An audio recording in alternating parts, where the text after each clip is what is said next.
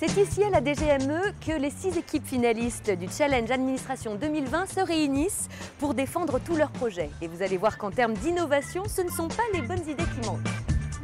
Ils sont beaux joueurs, ces challengers, beaux joueurs et beaux parleurs, surtout lorsqu'il s'agit de nous expliquer leurs nouvelles règles du jeu. Ils sont 3 et pourtant leur équipe s'appelle Double Jeu. Romain, Nicolas, Marie-Hélène, bonjour à tous les 3. Bonjour. Quel est votre projet? Alors, notre projet, en une phrase, c'est proposer un serious game pour la formation professionnelle des agents de la fonction publique à l'accueil. Un serious game, qu'est-ce que c'est? Un serious game, c'est un jeu vidéo auquel on associe des objectifs pédagogiques précis. Le jeu va permettre de plonger l'agent dans des situations au plus proche du réel, de manière à lui permettre d'acquérir des réflexes, des comportements qui seront nécessaires à l'exercice de ses fonctions. C'est une idée complètement révolutionnaire en termes de formation. Oui, c'est ça. C'est par l'expérimentation en fait qu'on va acquérir des comportements. C'est plus un enseignement seulement basé sur l'acquisition de connaissances, mais vraiment sur des mises en situation.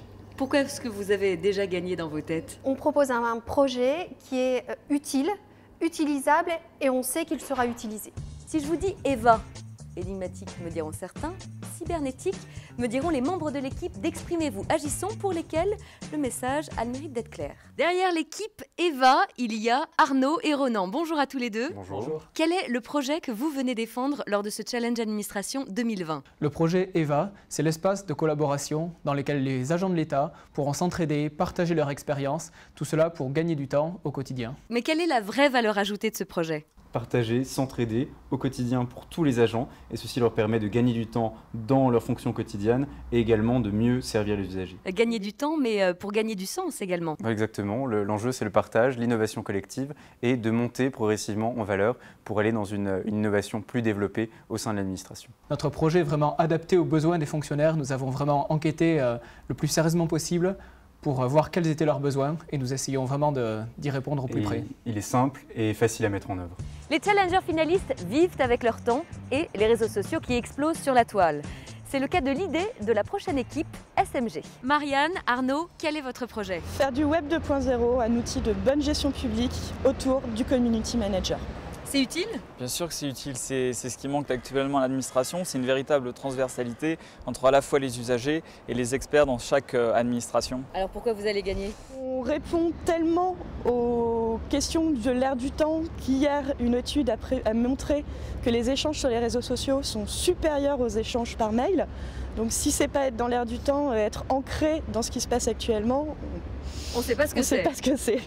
Place maintenant à l'équipe ADEV. ADEV pour Action, Dépistage et Vaccination. Sa priorité à elle, c'est celle des services de santé publique. ADEV, c'est Isabelle, première année d'école de commerce à l'ESCP, et Baptiste, 5e année en faculté de médecine. Quel est votre projet? Alors notre projet, c'est de créer un site public déclinable sous forme d'une application smartphone qui permettrait de regrouper l'ensemble des informations utiles sur le dépistage et la vaccination. Ces informations seraient personnalisées pour être plus proches de l'utilisateur. Est-ce qu'il y avait un vrai manque à ce niveau-là? En quoi ce sera utile? Alors c'est vrai que moi, en tant qu'étudiant en médecine, je côtoie souvent les patients, les citoyens, et la relation médecin-malade est une relation vraiment inégale. Il y a un manque d'information du côté du citoyen qui est du coup en situation de demande envers le médecin. Donc là, créer un site d'information pour le citoyen lui permettrait d'envisager cette relation avec le médecin plus facilement. Et quelle est la vraie force de ce projet? La force de ce projet, c'est qu'il est vraiment proche de l'utilisateur, tant sur le thème qui est la santé, que sur l'idée, c'est-à-dire de personnaliser véritablement l'information, que sur l'accès même finalement à cette information, puisque nous serons présents là où est l'utilisateur, c'est-à-dire sur les médias sociaux, sur le smartphone et sur Internet.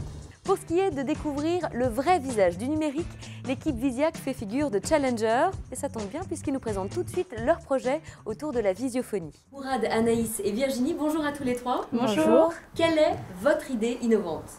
Alors notre projet, c'est le Visio Accueil. Nous proposons un face-à-face à distance sans se déplacer, des démarches administratives donc on pourrait faire de chez soi. Quelle est la valeur ajoutée de ce projet? La valeur ajoutée du projet, c'est que pour une fois, on a dit l'humanisation des échanges dématérialisés avec Visiac.